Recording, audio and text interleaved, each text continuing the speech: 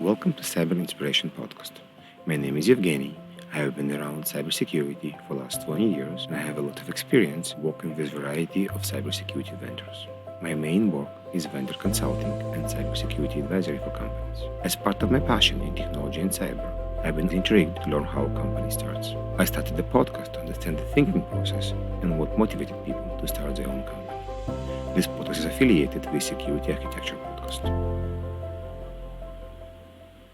I have Poornima here from Menlo Security to talk about her inspiration and her journey. Can you please tell me about yourself and the company? Hi, Evgeny. Thank you so much for having me. I appreciate this opportunity. So tell you a little bit about myself. I've been in the security industry for too long, 25 plus years. And then here at Menlo, I am the co-founder, but also the chief product officer. Under my remit is all of product management, engineering, and how we deliver our service, which is around tech ops. Also, after a customer has acquired the product, so professional services, customer support is also my responsibility. And for a good bit, I'm also responsible for Menlo's own security, right? So we do have a CISO who does a great job, but that organization also sits with me. So I have all things technical responsibility at Menlo. And so to tell you a little bit about the company, like I mentioned, we've been in the security industry for a long time. And the genesis of Menlo's founding is, I would say, twofold, right? One is our focus on browser. So very early on, we recognized that kind of the modern way of working is very much spent on browser and apps, right? Be it SaaS or things you do with your own enterprise application or the broader internet. I think there are statistics that show that most knowledge workers spend somewhere between 75 to 85% of their time in their browser. So we started out our journey with very much the focus on how do you protect a user using a browser and connecting to various assets. And that's where we came up with the architecture of what we call browser isolation. That was how do you protect those users as they're doing their work in the browser. Now, the second part of our evolution, which is, I think, very important, is about saying, let's do something different. So we solve a problem more conclusively than just incrementally. We've seen security over a period of time, right? Security has got incrementally better for years. And we wanted to change the architecture in a way that if you said you're using Menlo, you have a big chunk of your problem solved and you can go spend time somewhere else. The focus on browser and the change in architecture and paradigm in a way that you can feel confident about solving the problem. Those were maybe the two main things we started Menlo with. For me personally, I'm very passionate about network security and about the space of RBI and browser security in general. As much as I want to go to the technical part, and by the way, everybody that's listening right now, go to Security Architecture, go to season 4. Menlo was there. We spoke about architecture. We spoke about how you guys did this. But here we're going to dive into more of the company journey and the business journey right now. For sure. And I really wonder, you guys were pioneers. You guys were one of the first that started this entire journey. Like, what happened during this time? I believe, 9 years ago? That even moved you to the idea, let's do that. Let's not do proxy. Let's not do firewalls. Let's not do EDR. Let's do that. So when we started the company, we came out of Juniper Networks, right? And Juniper actually had an investment in FireEye. So at the time, FireEye was the newest technology, darling. Tiny toy. Exactly, off the security stack. And then we looked at that, and to your question about like, how did you get to where we got to? We looked at that and said, most of the time, security has always been, I know something, right? Compared to what others do, or I know something that the bad guy is doing. Now I'm able to protect you. If you take antivirus, I've seen the file before. If I see proxy or URL filtering, I know something about this website. So the prior knowledge of badness was a key point of success of your security efficacy. That's how it was. And then we looked around and said, wait a minute, there has to be a better architecture. What if you were always secure? right? That was one thing we truly started thinking about. And then that's where we ended up with, what if there was a gap between something that was active execution versus something that was not? So that was our first thought. Then as we started going down that path, we realized that isolating the whole system was going to be very bad user experience. Right now, you're getting in the way of lots of things that the user did, like opening a document and all of these things. And then we narrowed it down to, what is something the user is interfacing with the outer world, which is where you're the most vulnerable. So we made our way to the browser. And then once we made our way to the browser, we had to think about user experience, right? There are a lot of bad implementations of any technology out there, which colors people's thinking about the technology. But we then came up with, like you said, a pioneering methodology where rather than just take pixels, how about we disintegrate the browser and do it in a way that delivers the right user experience, the right performance? So it was kind of a journey, right? Here is the good versus bad whack-a-mole that everybody's playing. How about we change the architecture, but then the entire architecture was too much. So what is the thing that's the most important? Then we got to the browser. And then once we got to the browser, our focus was very much of, how do we deliver a user experience and a performance that is indistinguishable to make sure that you use it, right? Because the big challenge with most security technologies, especially as it touches the user, is if it's not done right, then the user won't use it, right? So you haven't actually accomplished anything. Yeah, user experience is important. And we saw several companies that try to virtualize everything, and we don't see them anymore. So we're not going to focus. Why? Now, what you're describing is quite a lot. And what you're describing here may work, may not work. And I want to understand, did you actually went, guys, to different CISOs, managers, and understand, if we build it, would you buy it?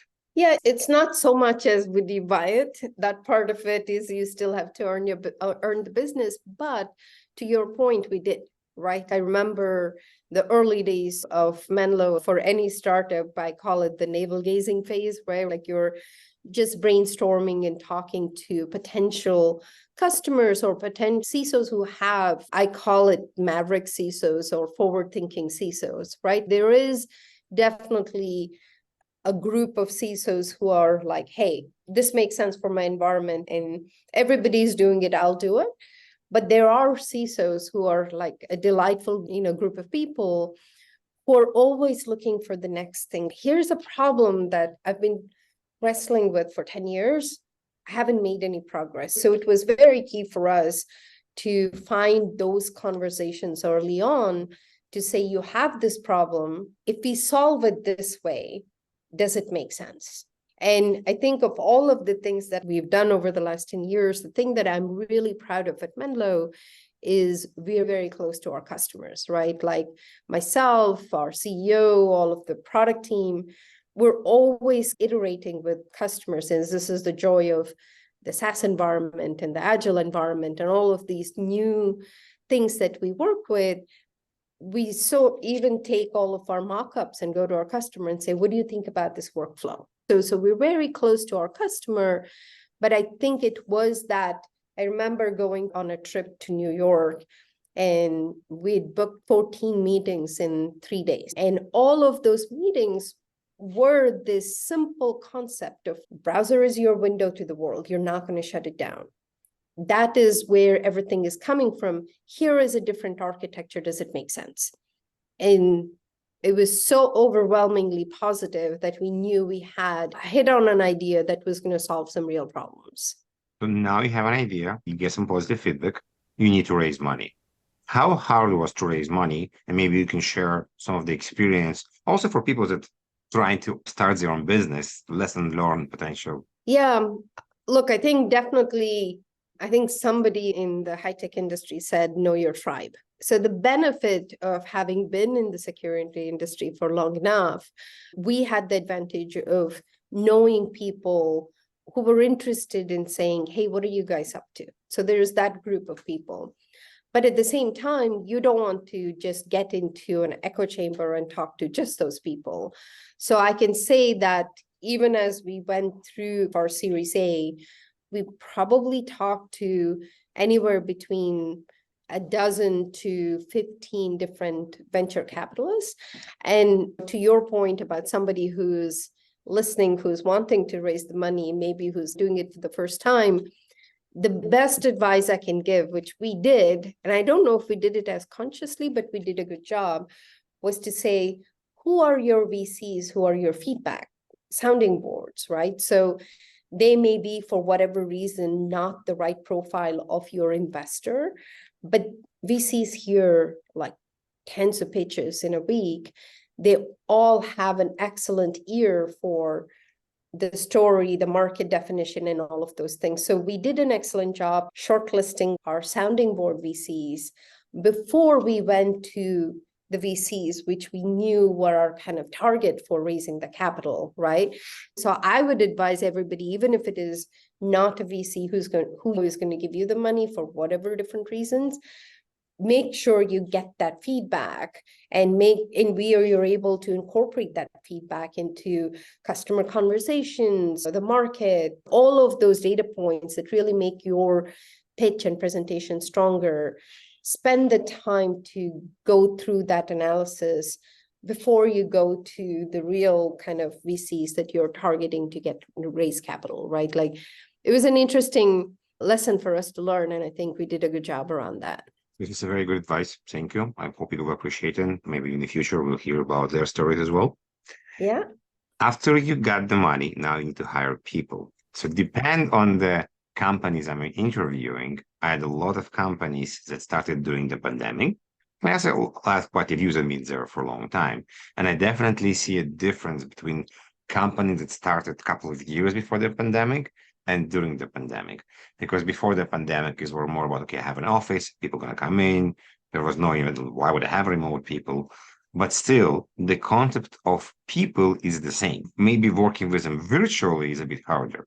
So tell me about your vision, who to hire and who not to hire, because we are different people, and it doesn't mean we need to hire people like us. We want to hire people that maybe complement our weakest points. Yeah, it's a great question, right? So I think a good idea is one piece of it. A huge part of your success is around execution, and execution is 100% around the people you hire, right? Like, you're only able to do so much yourself. You're never going to accomplish what we accomplish in actual company without hiring good people. So from a philosophy perspective, I think most startups will agree to this, where in the beginning stages, let's say 2 years of your startup, right?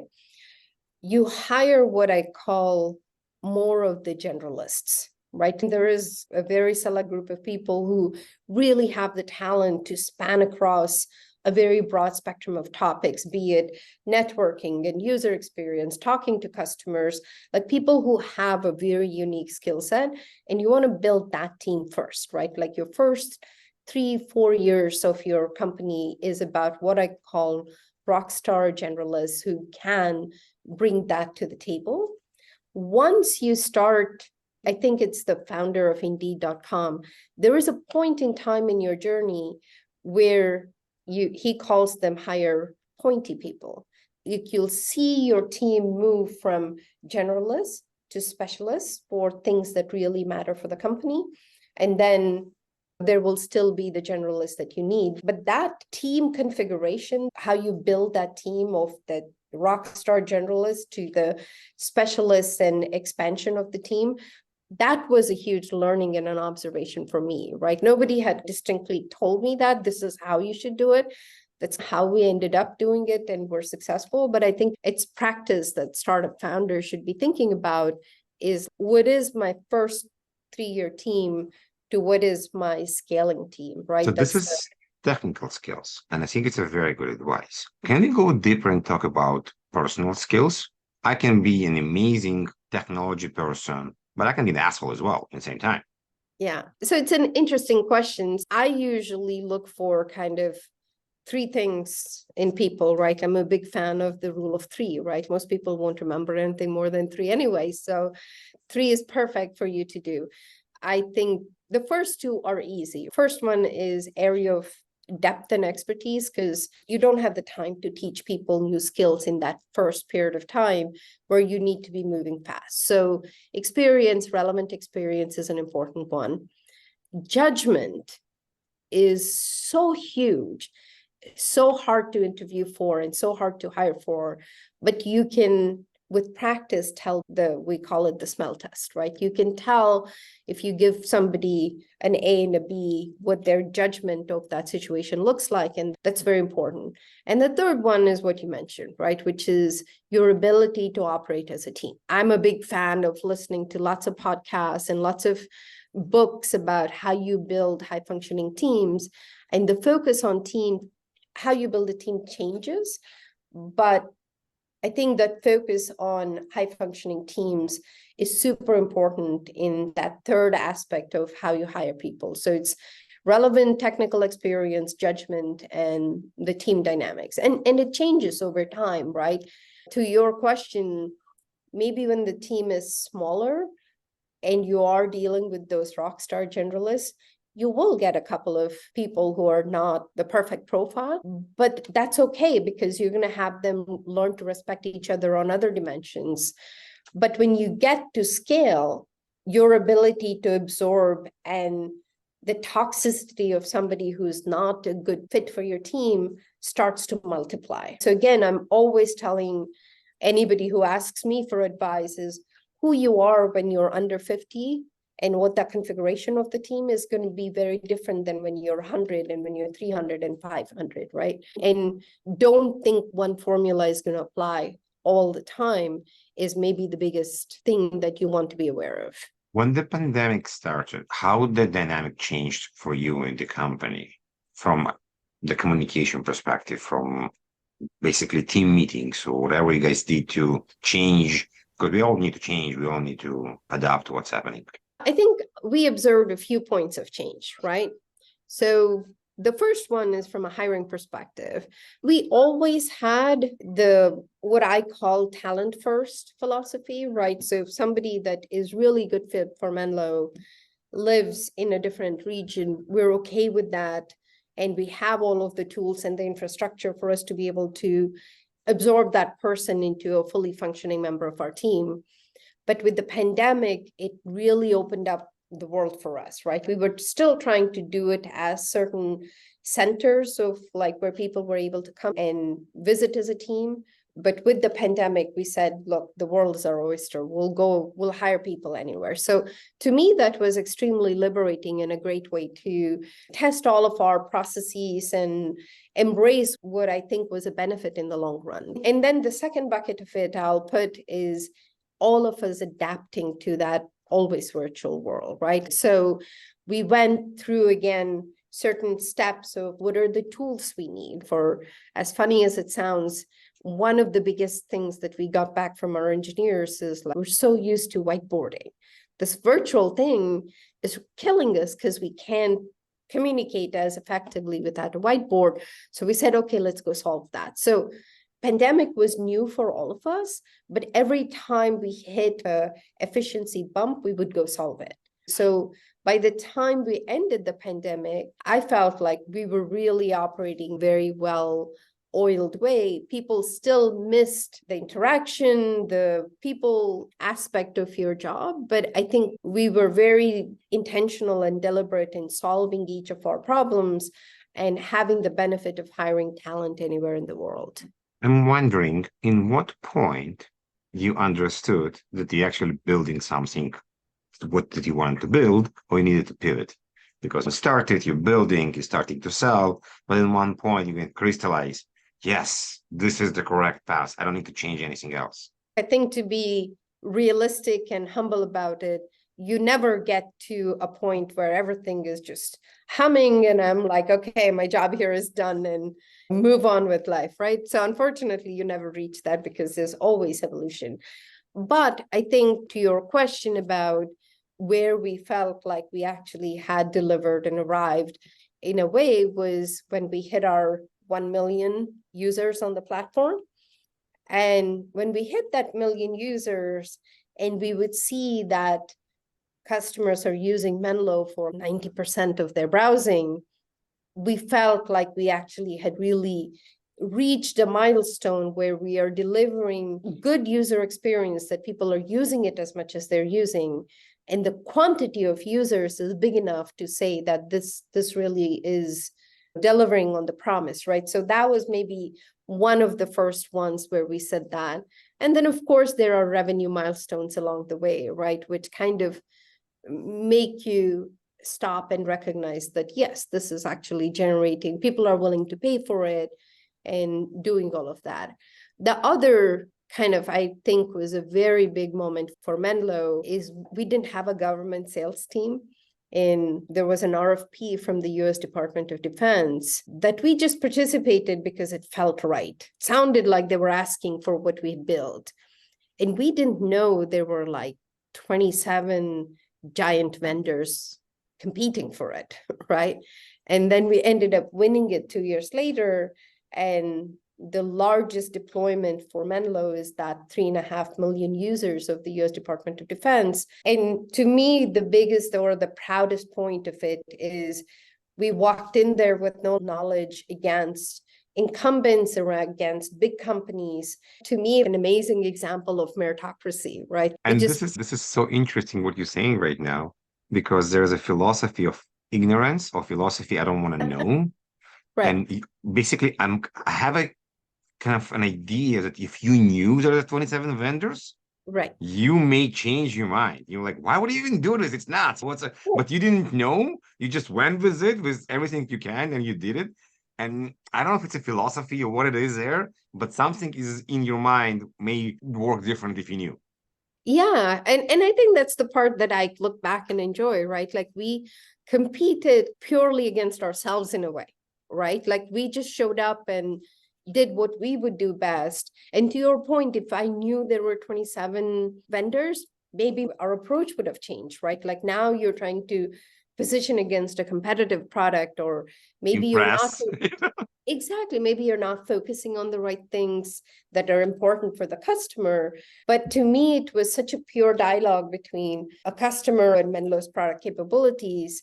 And we won purely as on the merit of what we delivered, which was, to me, I was so steeped in it, and it was a phenomenal experience. It's something I'll cherish a lot with Menlo, no matter how many years. So we'll actually go talk about marketing and positioning, because I call it chicken and the egg. And many times when the customer talks to the vendors or there's RFPs, there's like gray answers. Yes, we can do it in Q4. Oh, yes, we can do it next year. So what was Menlo philosophy when the customer asking, do you have this? Would you say yes and go develop it, or say no, but we plan to do it, or no, it's not in our plan at all to do it because of XYZ? Yeah. That's a great question. So I would put it probably in two categories, right? The first one is we don't have kind of the corner on all great ideas, right? So you'd be very surprised, like some of the best features that we have in our product, where customers coming back to us and going, this is not working, or something here is sticking. So product team's ability to listen to that is super, super important. Once you listen to it and you have that list, the first filter is this feature going to be just for this customer who may have a convoluted architecture or something different, or does it benefit all my customers and the broader market, right? Like the evolution of the product benefits a lot from the customer input, but from the filter of saying, from a priority perspective, what's the one that's going to have the broadest impact, right? Makes my 100 customers' lives easier rather than one, right? So that's the first filter. And then you go down to the second one. We'll absolutely do some things that a customer wants, because either they're a big customer or it's a big enough problem that may not apply to everybody. But on kind of balance, 80-90% of your features should be product evolution, should be evolution of the platform, evolution of solving new problems or solving them better. And we will absolutely do 20% of, hey, they want this button to be a different color, or the pop-up dialog to be in a certain way, that some customers who are very specific, we'll drive it and we'll do it because it's the right engagement with that particular customer. We're going to transition a bit to business. Sure. And I've loved this topic. As a founder, you have to sell. As a technical founder, it's not something that people like to do or not always their first choice of doing, but there is no other way. So you as a technical founder, tell me about you and selling. How did it work? Did you like it? Do you like it now? Or whatever you think it's appropriate in this case, because I think it's very important.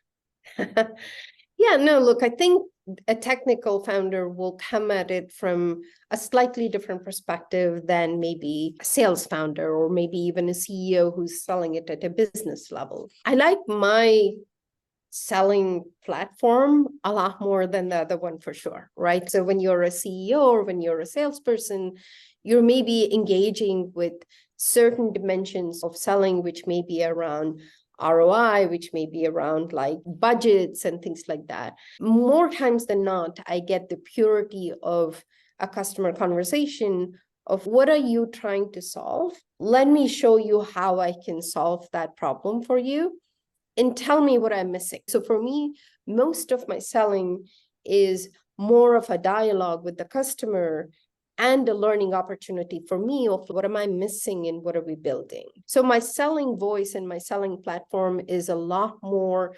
technical and technical advisory in nature. And I think that works really well for who I am as a person too. Again, like I said, I've been doing this for 25 years, and I think I would recognize any security product you've used over the last 25 years. So I'm not only able to tell you how Menlo will solve your problem, but I'm able to contextualize that into here is how it'll work in your broader environment. And I think people appreciate that a lot, right? Like I never walk into a conversation assuming I have all the right ideas and we built it perfectly. And listening and trying to solve the customer problem, I think, is my strength, right? Like when I come to a customer and they'll throw me a problem of, oh, but I want to access the SaaS with the specific IP and cloud services can't do that. We take that away and we come back to them and say, hey, how about if we did it like this, would it solve it? And that dialogue is precious and hugely positive for the company and the product. So it's a different selling voice, but I think it's necessary and works for me. I think what you brought us right now, I wish many companies will think about this. Unfortunately, I see so many companies that says we're the best, we're the only one, we're the pioneers. And in reality, nobody cares because it's not about you, it's about the ecosystem. If you build the best tires for the car, it doesn't help anyone if the other parts of the car not matching with your tires. Right. And this is the biggest problem we see right now. I have AI, I have ML, I have that. How are you going to work with everything else? How are you going to work with my IAM? How are you going to work with my SAME? How are people going to read your reports? Do I need another 55 dashboards? So I really hope people are going to look more about the integration in the ecosystem and do greater good and not just claim awards and stuff that help someone, but Yeah. I'm not sure who. Yeah, no, security industry is a little bit schizophrenic when it comes to that, right? Like we go through these waves of, oh my God, I want everything from one vendor to wait a minute, that everything is like 30% of what I want. So now I want best of breed. So we swing. I don't know if you remember the consolidation around the 2000 timeframe, 2001 and 2 timeframe, where there was that, and then people were like, it doesn't make sense. And But now in 2000, there was a beautiful time. There were like 5 products, like firewall, antivirus, email security, and maybe some. That's it. There were not too many. But there were companies that tried to consolidate all of that. Definitely. Yes. UTM is the big one, next generation firewalls, but there was no 150 different vendors, categories. We have only for the endpoint, there's 8 right now. Cloud, there's 15. So right now it's application security. I don't even know how many categories there are right now under application security. Sounds like everybody come up with a new one every week. Yeah.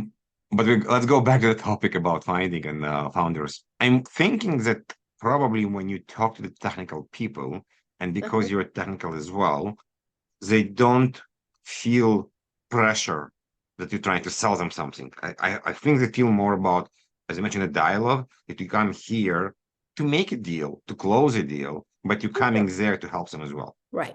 For sure. And trust me, I get the hardest questions too, right? Which is to your point about other products, there is a competitive situation, right? There is a lot of credibility you get as kind of the founder and technical person, to your point, to people are willing to hear you about, okay, you're here to solve a problem, but why you versus this other company, right?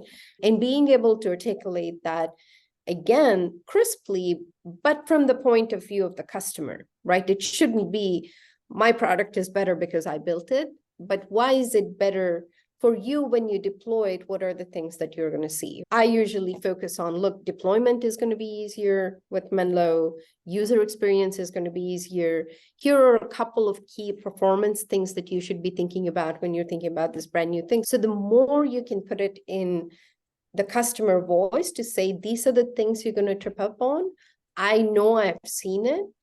And here is how we solve for all of those. Immediately puts you on their side rather than me walk in and say, this competitor solution is bad because of these features. You're delivering the same message, but the tone and the approach of it can make a big difference in the customer's perception of both you and your company values and how you sell, right? Like, I wish everybody sold like that. Even me as the customer, sometimes I get immediately turned off when somebody comes in all guns blazing, telling me why the other thing is terrible, right? Like, nothing is terrible. Everybody put blood, sweat, and tears into these solutions, right? You can go back to the beginning, not the entire career, but the entire of Menlo. Is there anything you will do differently? Something that I always say internally, and we continue to need to get better about it, is we have a great architecture and we solve some real big problems for our customers. But our customers tell us this, and I wonder how we can fix it. And this has been a problem that's dogged us the entire time in my mind, is like, we're the best kept secret of security, right? People are always like, when I go talk to customers, I just was on a 2-week tour of Asia Pacific talking to some of our most engaged and important customers there. They all keep asking us, like, how come you guys are now more deployed or more famous or whatever? So if I could change something from 10 years ago to now, I think a lot of us come from the technical background, and our kind of default mode is to say, let me tell you why we're better and why this is a good solution. I think we would collectively benefit from some more time spent on how do we evangelize, how do we make ourselves better known. Those aspects of it does matter when it comes to differentiating yourself, to your earlier point, across a very busy security field, right? There's 4,000 startups vying for your attention at any given time. I personally didn't spend a lot of time thinking about, like, how do we stand out? How do we get the megaphone? How do we punch above our weight? Those are the kind of things I think as a founding team, maybe I would have paid a little more attention, but hopefully we're changing and it's getting better. On a personal level, we all had sometimes bad days. What do you personally do to recoup, to get back to yourself? Meditation, walking, everybody's different. Yeah. So for me, family matters a lot, right? I joke with people, on your worst day, we're non-brain surgeons, right? So you didn't lose anybody. Keeping yourself grounded with family and friends and all of those things to say we're doing important work and it's incredibly satisfying. But on our worst day, we still go home and get to be with our family and get to be with our friends. And there's tomorrow to come back and fight. So I think I do all of the things that you say in terms of walking off my bad energy or meditation and awareness and all of those kinds of things, which I think are incredibly good in a high stress environment like a startup. But at the same time, keeping that bigger picture in perspective is an important thing. I wouldn't want to be in the shoes of a doctor or a surgeon, and their bad days are really bad days. I do want to transition to what I call a dark side, when you share the stuff that didn't work out. You mentioned some of them already, but maybe you can share a few more. I think that's an interesting question. Things that did not work out. Look, I think in a journey of any startup, let's say there's always moments of what looks like a liquidation event or an exit. And a lot of times they're incredibly high emotion and takes a lot of time, but many times they don't work out. So for whatever reason, there's like a multitude of reasons. So I would say that those times that those didn't work out or didn't come to fruition for Menlo, I think were the right thing for us in retrospect, right? Like when you look back on it, but when you're in the middle of it, those were definitely difficult times, not only for myself, but then I have to rally my team past that to refocus on our agenda. So a smaller company, a startup journey when it comes to that, I think is probably one of the things that we don't acknowledge how much energy that takes. I wish there was a world that we could say, we're not going to engage in those conversations, but we have investors and we have a board and we have to, but it ends up being sometimes fairly energy draining than positive. But so I would say we've had a couple of moments of those in the Menlo history books, and they were not always the funnest portion of my journey. Thank you very much. Incredible chatting with you. There was so much information. I have a feeling we can talk for another half an hour easily.